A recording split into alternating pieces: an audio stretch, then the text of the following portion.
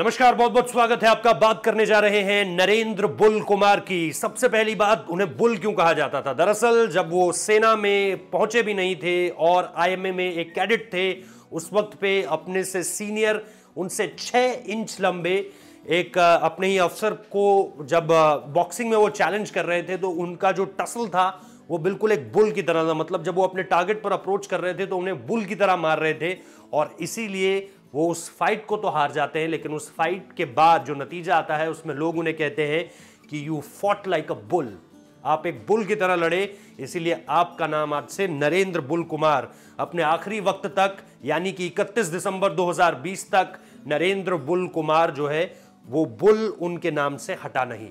अब बात करते हैं उनकी इतनी चर्चा क्यों हो रही है, क्यों chief of defence staff general Bipin Rawat ने उनको लेकर ट्वीट किया, क्यों प्रधानमंत्री नरेंद्र मोदी ने साल के आखिरी दिन उनको लेकर ट्वीट किया जब उनकी मौत हुई। और उनकी मौत यहीं आरआर अस्पताल में हुई है, जो कि सेना का अस्पताल है यहीं धौला कुआं में।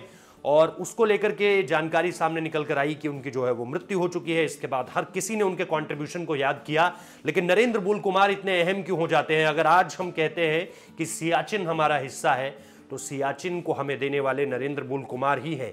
इसकी कहानी इतिहास में बहुत पीछे चली जाती है।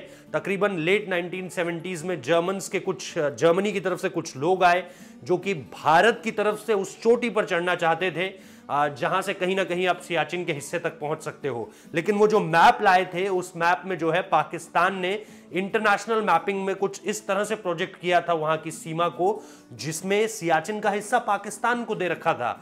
और इसी के बाद जो है नरेंद्र कुमार, उस वक्त पे नरेंद्र बुल कुमार आप उन्हें कह सकते हैं, डीजीएमओ के पास जाते हैं यानी दिल्ली में, और डीजीएमओ को बताते हैं कि पाकिस्तान किस तरह से षड्यंत्र रच रहा है। और इसी के बाद तैयारी होती है ऑपरेशन मेघदूत की, जिसे 1984 में सक्सेस मिली और भारत ने दुनिया के हाईएस्ट बैटलफील्ड को अपना बनाया, जंग लड़कर अपना बनाया। और इसके साथ साथ चाहे वहां पर अलग अलग सैन्य टुकड़ियां हो, लेकिन इसका एक बहुत बड़ा योगदान जो है वो नरेंद्र बुल कुमार का इसलिए है क्योंकि उन्होंने प्रीएम्प्ट किया था। उन्होंने जो है पहले ही इस बात का पता लगा लिया था कि आपको पाकिस्तान को वहां आने से रोकना कैसे है। कहानी बहुत लंबी है। आप लोगों में से भी जिन लोगों ने उनके बारे में पढ़ा होगा उन्होंने कहा होगा कि वो जरूर कह रहे होंगे कि मैंने बहुत शॉर्ट में समझाई है। हम कोशिश करेंगे कि नरेंद्र बुल कुमार के बारे में आपको पूरी डिटेल्ड कवरेज दें। इसके लिए आपको थोड़ा सा इंतजार करना पड़ेगा, लेकिन इनके बारे में कहानी हम आपको पूरी की पूरी जरूर बताएंगे क्योंकि एक बहुत दिलचस्प, बहुत इंटरेस्टिंग कहानी है।